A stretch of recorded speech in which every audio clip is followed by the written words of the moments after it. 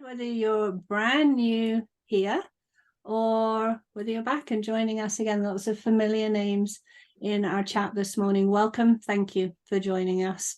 And the picture on the screen for most of you, if you're looking at your screen, we might just be a voice in the background, is a view from one of our buildings at SAIT looking towards downtown on Monday. And so winter arrived in a hurry this week for us here in Calgary. And for those of you in the rest of the world now, you know what it looked like, what we're talking about.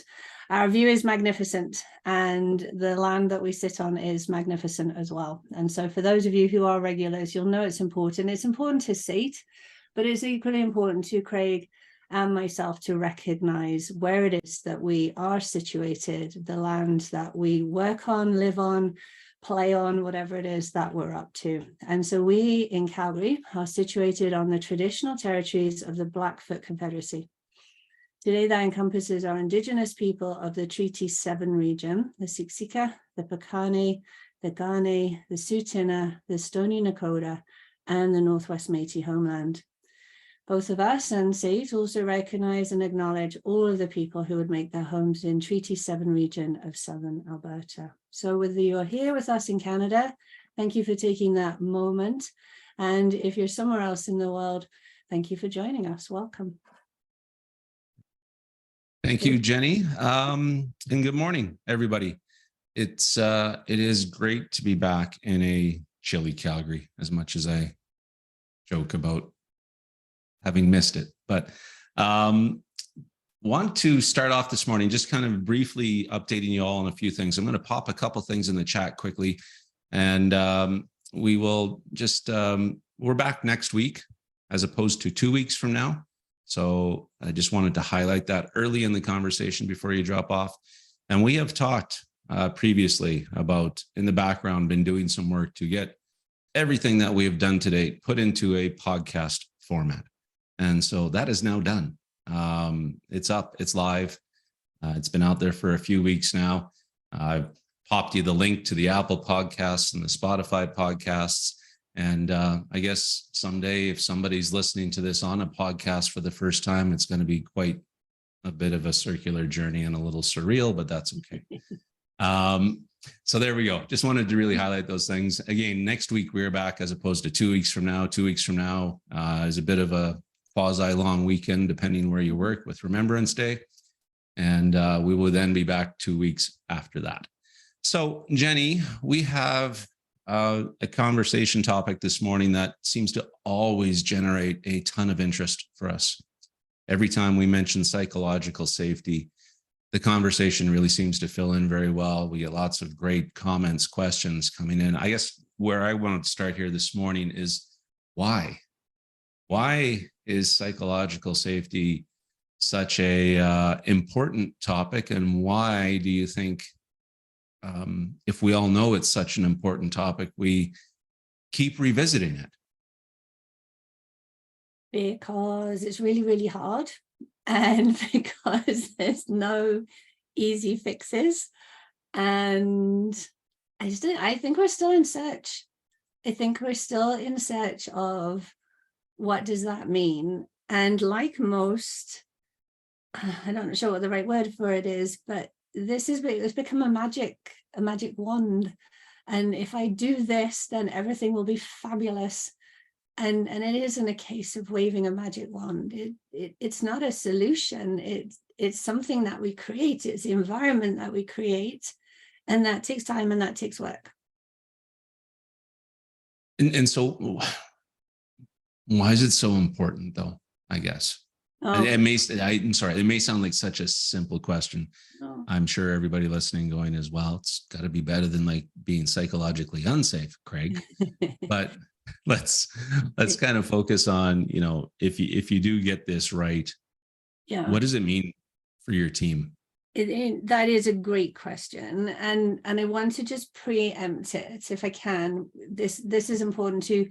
There's two terminologies in our workplaces at the moment, and one is psychological health and safety. So that is one that we see a lot in HR, WCB, excuse me, and it is equally important, but it is a lot more around mental health And then we have psychological safety, which is a slightly different term, again, equally important. And the two marry together beautifully. Psychological safety is about creating an environment where we can speak up. And it's that simple. I can speak out without fear of consequence, without judgment, without blame, without shame, without intimidation. And I think the problem with all of this is when you say that out loud, you're like, well, of course you can. But then no, you really can't, because our work is full of tensions. Our work is full of power differentials. And we're not very good at that vulnerability piece or that courage piece. And by not very good, I mean, we're not brilliant on both sides of that. So it takes a lot for me to challenge you, but it also takes a lot for you to respond to that challenge that makes me feel glad that I did. That was a lot, Okay. sorry. Yeah, no, there's a lot in there. And I guess maybe one of the simplest places to potentially start here and think about is, you know, how does a leader look at their team and know that you've created a safe space? Like what are the signs? Maybe it's easy to present this from the other side of it too. Yeah. Right. But what are the signs that you've actually created a great psychologically safe space for your team? So actually, that's a really good place to start, because it allows us to uncover what it's not as well. Okay. And so I'm gonna flip from both sides. If you have an awful lot of niceness and everybody always agrees and it's just lovely, you probably don't have psychological safety, because it's not about everyone being nice and everyone being best friends and this just being a lovely, lovely place to come. There's, you know, that feeds into it. But what psychological safety is about is, can the work happen when the work needs to happen? And so a lot of conversations that really demonstrate psychological safety are those gritty conversations, or the ones that are full of friction. And so now what you would see, to your question, is what we like to term productive conflict. And so conflict is necessary. The problem with the word conflict is most of us, the hairs pop up on the back of our head, and we're backing away already because that's kind of scary. And actually productive conflict is really, really helpful. And we need to have it. And our organizations are constantly asking us to innovate, be creative, to collaborate. Those are social processes. And so there's usually more than two people involved. And those conversations have to get gritty. But what we want, the equation that we want, is high intellectual friction, low social friction. So as a leader looking on a team that is willing to throw half an idea out, like, let's get rid of the come with your solution, come with half an idea. And let's take somebody else's half an idea, and we'll batter those around a little bit until we get what looks great. And that requires a safety for us to be able to do that. The other thing that you might see is, so a classic meeting, 6 to 8 people, let's say. It's like saying you need to have 2.5 kids, isn't it? But a classic meeting, 6 to 8 people, only 2 people are doing the talking. That's a lot of silence. A silent culture is rarely a healthy culture. So unless you're a librarian, I suppose. But anyway, sorry, I saw Thomas in the chat mention that humor sometimes helps. So but, you're on fire with the jokes, like this travel. No, not really. I'll stop, I promise. But there's a few things in there that you did touch on for me that you know, your comment around what it is not being this big, happy, everybody gets along. I'm constantly reminded of the old Robert Munch book that I used to read my kids about in kindergarten. Everybody shares everything, right? But there's, I think you see teams sometimes mask over the lack of psychology, right? Yeah. You know exactly where I'm going there, is the fact that you see these teams that, you know, from the outside looking in, everything looks fantastic, terrific, but they just won't address their issues internally and won't take care of it. And it's exactly what we're not aiming for. Right? Exactly. Yeah. And no, go ahead. Sorry. When we deal with them early, and when we can have those conversations as they start to arise, and it's as simple as, back to your original question, a team that will address the elephant in the room, or a leader that will openly address the elephant in the room, there's a psychological safety in there. And there's a degree of an awareness too, because you have to know what the elephant is, or know that there is an elephant, in order to have the conversation. Yeah. Well, that brings up a really interesting dynamic, right? Is what if the leader doesn't know there's an elephant? So psychological safety, I'm going to tell you that there is. And the question on an agenda, I've seen, is what are the questions we're not asking? And what are the items that we're not talking about? And so this is quite a good take in here, is that we get stuck on, we have to have an agenda for a meeting. So if I ever say in the classroom, what is a productive, effective meeting? Agenda, agenda, agenda. And there's a place for an agenda, and agenda provides a structure. And there are countless meetings where we need that. But when you're talking about leader and team who have this cadence and this dynamic that goes over an infinite period of time, in most cases, I would argue that you don't actually need to have an agenda all the time. And there's a way, and we talk about this to a decent extent, that you can run a meeting with no agenda. And so when you enter the room with that, and the first question is, what is it that we need to talk about today? Then you're opening a door to what you may not be privy to, aware to, understanding. Okay. So there's that issue of, what if you don't know what the elephant is, right? And if you're the leader, what if the leader is the elephant, right? In a psychologically unsafe space. I'm going to have semantic satiation from saying psychological safety very soon, but that's okay. This is such a good question, and it's going to depend on the team and on the dynamic. And I will take the route of assuming that there are one-on-ones happening. And one of the other pieces with psychological safety is it's a two-way thing. So you can create this environment for us and you can role model it, but it has to come from me too, because that dynamic happens sideways, upwards, downwards. And then my take in that is calling people in rather than calling people out. And so if that one-on-one is our vehicle, and you and I have the relationship and the safety, there's an opportunity for me to call in there. And that is a difficult conversation for a lot of people.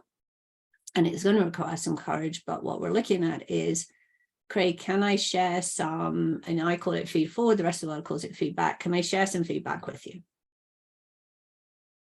And the role model of psychological safety says, yes, that would be great. Now there's an ego piece that's always going to slide in there. And sometimes it's when we get into this whole conversation of providing feed forward, it depends where you are. Like on that day at that time, that could not be a good idea. Jenny, no, I am on the edge today and I'm going to have a conversation. Let's have a conversation next week, or whatever that might be.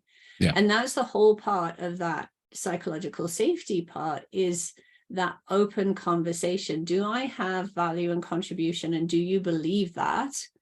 And then do I feel safe to bring that up? Because if the consequence is going to be, I will be ignored, or I will be left out, or, worst case, career limiting move, career suicide, then you're not getting that from me.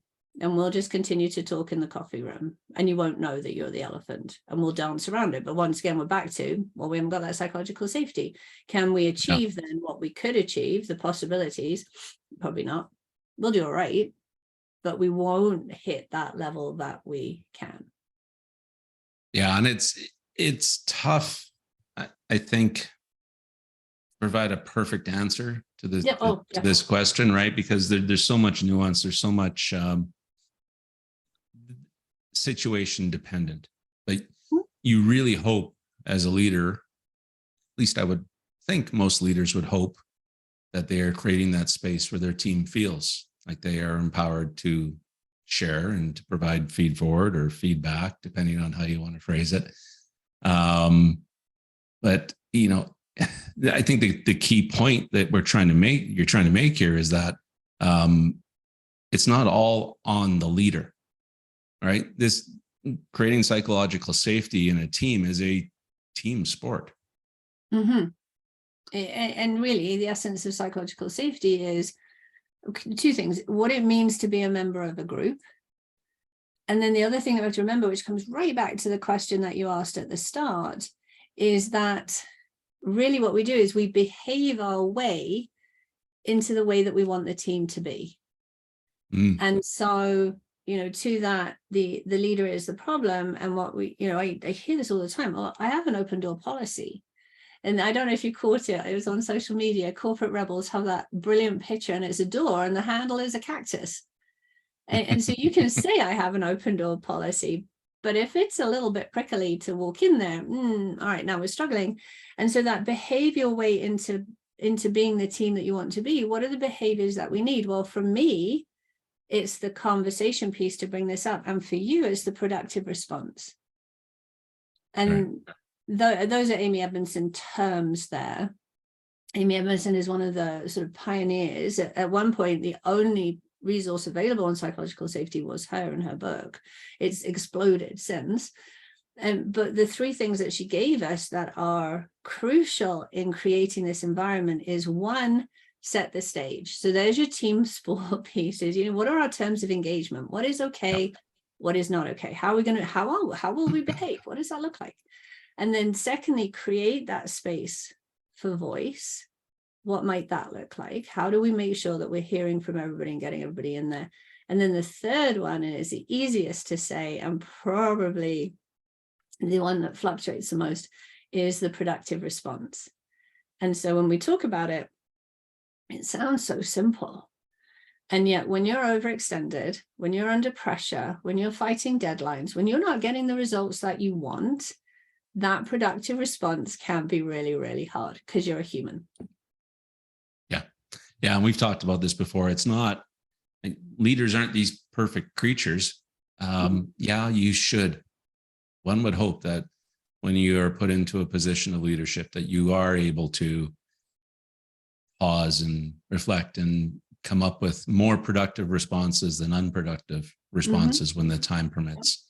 And, you know, what I was getting at there is that there is a piece in every team dynamic where it has to be about the team coming together, the players on the team coming together, as opposed to just simply looking to the leader to set everything and guide everything, right? Yes. That's why players only meetings exist sometimes. Yeah. If you want to take that sport analogy. I guess the key thing, or a couple things that are coming to mind here, you've talked about productive response and productive conflict, right? I wonder if we can just dive into those a little bit more. Maybe it's been covered, but you know, if you were to define a productive response, what would you call it? Like, how would you describe that? And then let's follow that up by talking about what is productive conflict? Like, how do you show your team what productive conflict actually looks like? Okay, so we only have a few minutes in this morning. These are big conversations. The first one, productive response. So two things to remember: verbal and non-verbal. We are always projecting something, everybody, all the time. Like it's funny when people say, well, there is no feedback or feed forward. Yes, there is. There's lots, and it's always there, it's always around. So what you do with your body language is crucial. And because we have to be aware this might be audible only, you know, if you roll your eyes out loud, that is an unproductive response. And if you sigh at the question that's been asked for the third time running or the third week running, you're like, we've so answered that question. Well, maybe not. If it's being asked again, there's a reason it's being asked again. And digging into that would be a different conversation. So remember your non-verbals, because they're very, very audible. And if you are face-to-face, that's easy to pick up. If you are hybrid on cameras, yeah, we can still pick up quite a bit of that. And if you're running the meeting and you've lots of people, have somebody who will watch the body language and what's going on from people in the room. Right? That's something that we can do if cameras are on. If you're just verbal, now we're having to work very, very hard to pick up those non-verbal cues. And it may be a silence, it may be a lack of contribution for a while. Verbally, I think one of the best productive responses, and this isn't going to be true all of the time, but it's good for a lot of the time, is asking a question. And so I come to you with an issue or something that's happened. Most leaders go to is to fix that issue, because you've been there, seen it, done it. Mm-hmm. But actually, the most productive response would be, I'm really glad that you told me, Jenny. What do you intend to do? What have you learned from this? What do we need? What else do I need to know? And you're getting more of my voice in the conversation. And so you really want to put it to the test if we're in a collaborative conversation or something. And this ties into your second question, productive conflict. Conflict is a misalignment, literally, in anything. If we are in conflict, we are misaligned.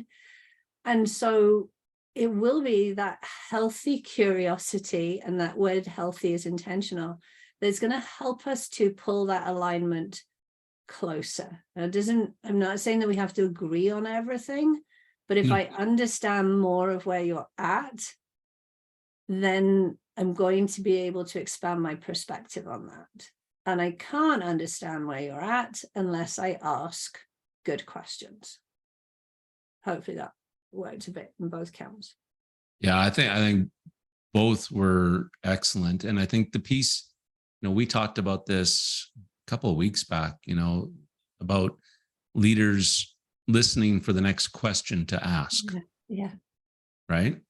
So and that's what immediately came to mind when you said, to ask questions versus try and solve, which my wife would tell you I never try to do. I never try to solve. I always ask questions. It's so far from the truth. But I guess the piece there is when you're looking for that question, to the point that you're making, is that when you're looking to ask that next question, quite often it gets answered. Yes. Before you even ask it, right? Yeah. And so now you're again looking to be curious as opposed to trying to solve. And so I think there's something in that demonstration of how do you help folks find their way there on their own, I guess. Most of the time folks have the answers, right? But perhaps they're just afraid, hesitant, whatever it might be, from sharing what they think it is. Which brings me back to another comment that you made earlier, this whole concept of half ideas, right? How often as leaders have we talked about, or not we, how often has the phrase, don't bring forward problems unless you bring forward a solution with it? And as you brought that up, it just made me think of, that approach has been preached so often, but how detrimental can that actually be to creating engagement and conversation and debate? I think of productive conflict as debate, but yeah. So it's a real, it's a part of those collaborative conversations. So there's a time and a space. And for everybody listening, we said that for a long time. Okay, don't bring a complaint unless you have a solution. And it's not all wrong. There is still a time and a space for that. But I think I'm pretty sure it was Adam Grant that kind of brought this to the forefront in his book, Think Again. And that is that if I come with a solution, I'm probably quite married to that solution. And so now our collaborative conversation can get stuck before we've even gone anywhere.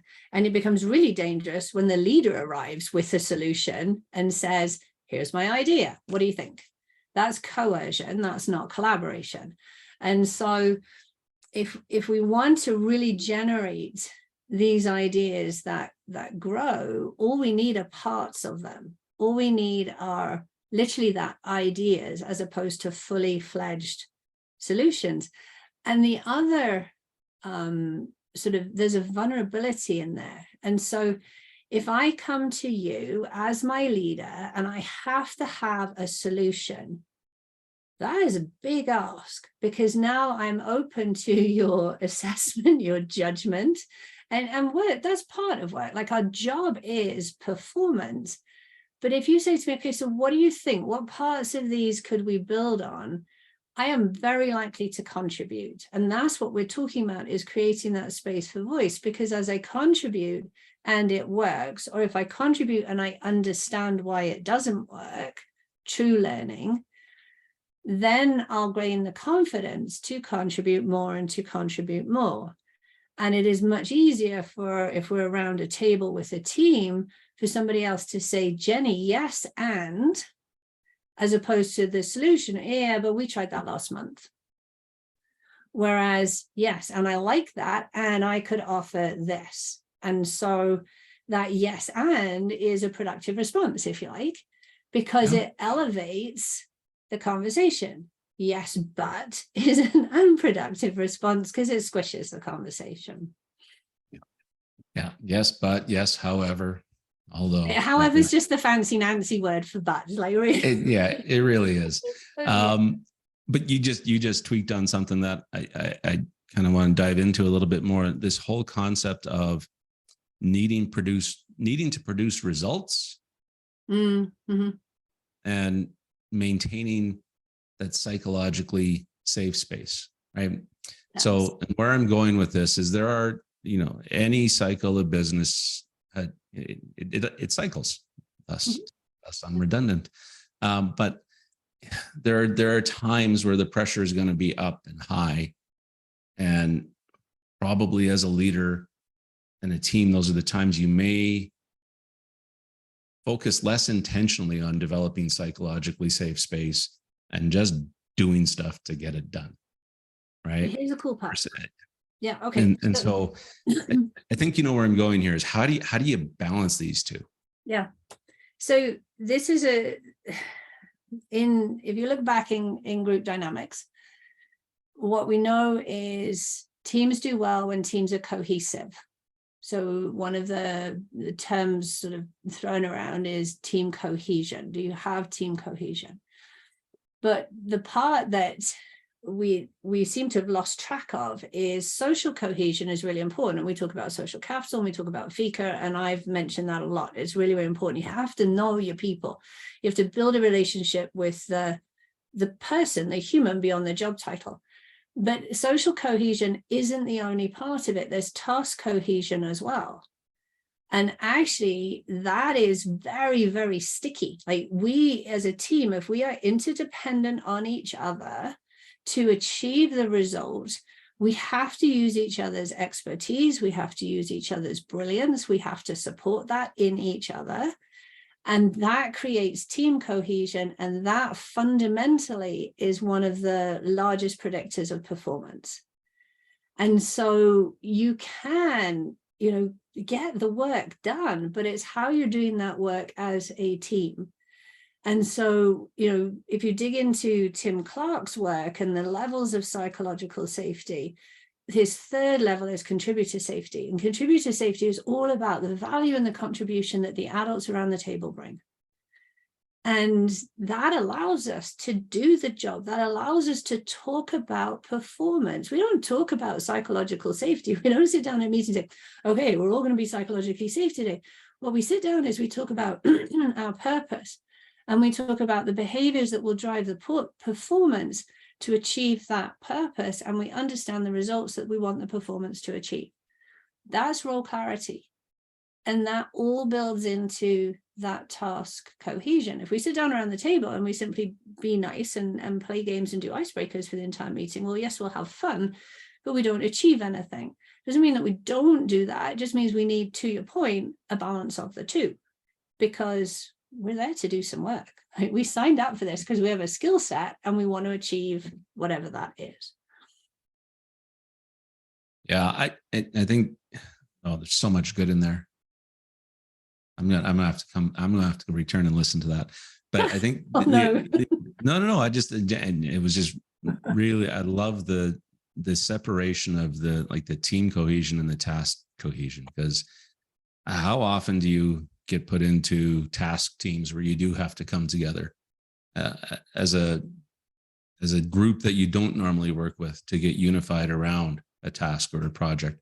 And so that's something that's twirling in my head a little bit. I think the other piece I wanted to come back to also, though, was this piece around how do you challenge your leaders, right? How do you do that? And the reason I'm returning to this is there was a comment in the chat about the 10th man at the table idea. And I think, I'm not sure, we perhaps referred to it as something different in the past, but essentially a tool that you can use is to assign somebody in the room the ability to be the dissenter. Yeah. Right. To raise the negatives, to challenge the thinking of the group and the leader. And, it's their job. You are assigned that job. So yes, perhaps one step of creating that space. So is there other ways, is there other things that leaders can do, like very specific tactile things that we can provide folks with to think about as a leader? How do you model or create that space? So the assigned dissent that you're talking about, we described earlier David Marquet's red and black cards. I'm pretty much sure that's what they were called. And literally it's a method for assigning dissent. What's super clear, required here is going back to Amy Edmondson's words, we have to set the stage. So what does a respectful challenge look like, sound like? You behave your way into the way you want this to operate. So we have to have that conversation. What is a challenge within our team? What is my expectation? What can you expect from me if you challenge me? And how do I see that from you? And so that's part of the conversation. If you're assigning dissent, there's lots of different ways you can do that. The 10th man, the empty chair, the devil's advocate, there's 6 different hats, and all of those parts in there. In fact, I'm pretty sure if you Google assigned dissent, you'd find quite a bit in there. But I think the key point that you were asking is, as a leader, how do I set that up? Yeah. So as a leader, what you have to remember is that there's a tension, there's a power differential. That's what it means to be a leader. There's a power imbalance. And so when that challenge comes, we actually have to flatten the hierarchy a little bit. So there's a mindset. And if you as a leader, as my leader, don't believe that I have anything to offer you in that space, this isn't going to work. So the first thing a leader has to do is look at their team and say, am I actually prepared to accept challenge within this group? Because the work always starts here before the work goes there. Yep. And so once you've got that mindset, then how do you set the stage to allow that to happen? And it might be as simple as starting with, if you haven't done it for a long time, and many leaders have never done it, ask your team for feedback, feed forward. And the easiest way, what do you want me to stop doing, start doing, continue doing? And the problem is when we do that, everybody goes, oh, you're fine. I quite like what you're doing. I have no feedback. And that doesn't mean that we stop. That just means that the conversation continues. And maybe we go to, okay, we just finished a meeting. What worked well today? Where did we waste time? What wasn't the conversation that we needed to have? What did we miss talking about? Like, we're back to it. It's asking good questions. Yeah. And then the key in there, and we're back here again, when you do get challenged, how will you respond? Yeah, that's where it does come back to the leader, right? With all my comment earlier about it is a team sport. The leader does, you're a leader for a reason. You're the one that is there to take ownership and take accountability for what happens in your team and how your team behaves and what they produce. that's the job of the leader. It's not, right? It's not rocket science in that regard. How does diversity, equity, and inclusion layer into this conversation around psychological safety? Right? It should be simple, but I think it perhaps brings in some nuance that perhaps some leaders aren't comfortable with, aren't sure how they should address it. Or like, how does it fit in? It's the beginning. It's the beginning. It's the beginning of everything. But it's absolutely the beginning of the work. And so I mentioned Tim Clark earlier. His first stage is inclusion. And if you dig into his work, he demonstrates rather uncomfortably how rubbish we are at inclusion. And, any company, and there's some great work going on out there of building EDI initiatives, and they're not programs. Again, it's like psychological safety. This is something that we do. This is within our environment. So what inclusion really means, for the sake of our conversation, is this culture of belonging. Do I feel like I belong? Because until I have that, I'm not going to feel safe to admit my mistakes. I'm not going to feel safe to contribute. I'm not going to feel safe to throw in that gritty idea that might change the way that we look at things. And so that inclusion is crucial. And, for leaders, when we're talking in classrooms or working with clients, one of the first things that I will say to people is, how do you host your meetings? Like, how do you demonstrate inclusion in your meetings? Because we get caught up in the big EDI conversation, which is huge and important. And it's sometimes the simplest, tiniest tweaks. And the number of meetings I have been asked to attend, and I have never been introduced in that meeting. Well, you're hosting a meeting. If you're hosting a meeting and you introduce the people around the table with what they're bringing, you just opened up the space for conversation. And people use I think everybody knows everybody, and moves on without even no, I don't know everybody here. And so it is little as that hosting thing. And one of my favorite things to say is, how do you host people when they come into your house? Now, I'm not saying that everybody has to hug each other at work, but, we welcome people, we set them up for success, we ensure they're part of the conversation. And we could totally do that at work too. We can. I might get in trouble for handing everybody at my next meeting a drink, though. Yes, you would. Please don't do that. And I didn't say that was an option. but so virtual meetings, we've got lots of people who are working virtually and remote, or, one day a week they are. And so, okay, you're sitting there, you're ready to go. It's 5 minutes to, and you've got people in your waiting room. They can stay there until we start. Like, come on, you don't need people on your driveway and say, stay on the driveway. I didn't say you could come in till 6 o'clock. Like, let them in, have a conversation. So there's a really serious point. The EDI work is so important. And we know more, we are getting better. It's slow, but we are getting better. And we can all do so much more, so much better in those spaces. And I saw something just the other day. Somebody, what do they call it? It's conference season. You've just been to one. And so in a conference, what is it? Is in your group, stand like Pac-Man. Do you remember the computer game Pac-Man? And so each time you stand in a circle, and we can do this at work too, leave room for one more person. Because then there's nothing more awkward than being at a conference, you don't know people, and you have to do that whole networking piece. And yet, if there's a space, you can come in, and that space says, welcome. And now you're in. You haven't got to sort of wedge your way into the circle. So there's so many tiny things that allow that inclusion, that allow that belonging within a team. And going back to what we said yesterday, because it's something that doesn't get talked about enough. Belonging is social belonging. Okay, come as you are. And belonging is also task belonging. And that, so, your work belongs here. Your work is important. Yeah. As a leader, are you showing people that their work is important? And while we're there, their unseen work is important. Okay. We got one more question before we kind of move on to the wrap up. And I know there's a couple of questions here, folks, that have been popped into the Q&A. We will figure out ways to get you the answers to those questions. But the place I wanted to go to, because you mentioned it earlier, this concept around mistakes or failures. Yeah. Right. So a psychologically safe workplace doesn't mean that you don't make mistakes or you don't have failures.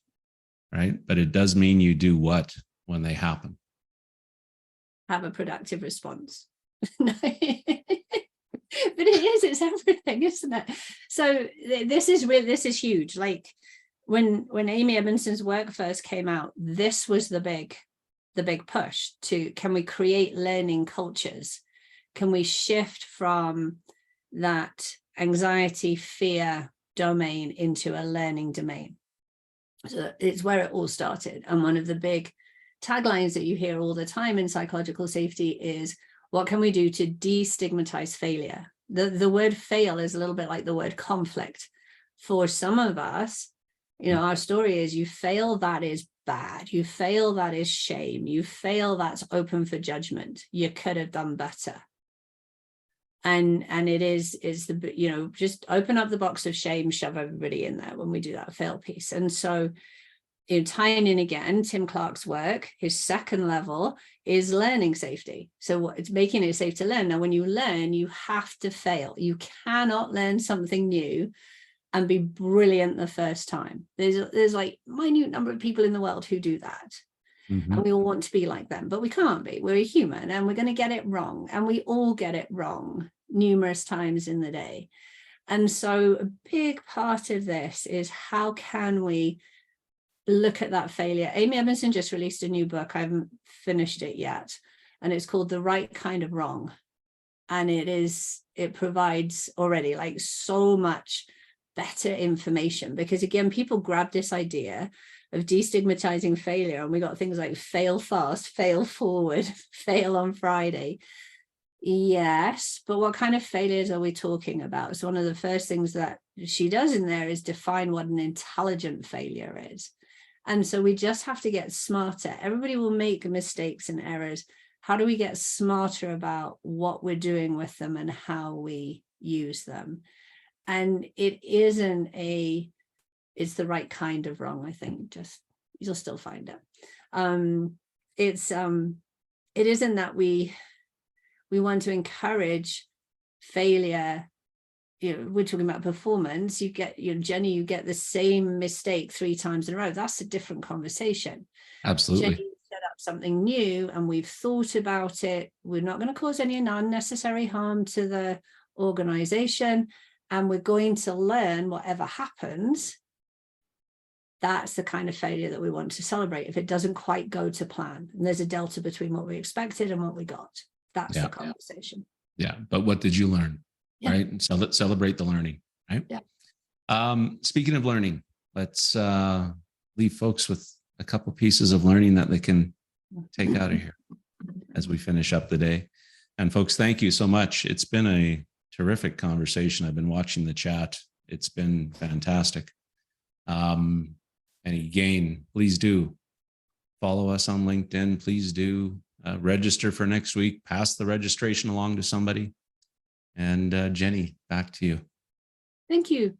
So for those of us with us here, there's actually a couple of slides. We always finish with these, but I'll talk to them. So as you said, that day when we're audible, we are audible, is 1 big idea, 2 strategies you can take and use, and 3 questions. So the big idea is choice. Like, culture is choice, and culture are the choices that all the people make every single day on your team. So the choice is culture of silence or a culture of contribution. And it's kind of obvious. One is far more fun and far more satisfying to work for. So to get there, this is like a little mini dump on 1 slide. We've talked a lot today about set the stage, create that space for voice, and respond productively. So within there, what are we going to do? Setting the stage is all about terms of engagement. How will you, talking about failures, how will you set it up to say, you know what, failures will happen. Here's how we will deal with them. You behave your way into how you want your team to be. As a leader, what are you going to do to create that space? Well, that comes from you. When was the last time you told your team that you had made a mistake and what you learned from it? Because if you're perfect, they're not going to want to share their mistakes. So make it part of your conversation. And then I think we've talked about it lots, that productive response. And what does that look like? What does that sound like? And ensuring that we are thanking people, or as Tim Clark puts it, rewarding people for their vulnerability. The other one, our second thing to take away, is much more simple in terms of a visual right there. What are you doing to manage the friction? So when we talked about productive conflict, intellectual friction is high, social friction is low. In those conversations, when they get a bit gritty, what are you tolerating? You hear something and it shifts towards that personal, and it's usually the word you that we hear. Don't tolerate that. Step in, realign the conversation. We want it to be about the task, the issue, not the person. And then, Craig, as you well know, I don't do very well with numbers, so I gave you 4 questions this week, not 3. For those of you who are brand new, our questions are always geared to just things to noodle, something to contemplate as you leave our conversation that helps you to keep the conversation running. So run a little assessment for yourself. What behaviors are you rewarding and tolerating? You don't have to be the leader. You might be a team member, and notice what's going on around your table. As a leader, or maybe yourself, what are you really modeling? When it comes to receiving feedback or feed forward, what are you showing your team? When it comes to mistakes, what are you showing your team? We mentioned it at the end there, how are you hosting your meetings? That's an easy thing and makes big difference very quickly. And then how much of talking are you doing? What's your voice share? Because in a psychologically safe environment, the voice share is pretty even and pretty consistent. And that was a lot of my voice. So over to you, Craig, for the last part there. Excellent. And thank you, Jenny. Yeah, we're back next Friday.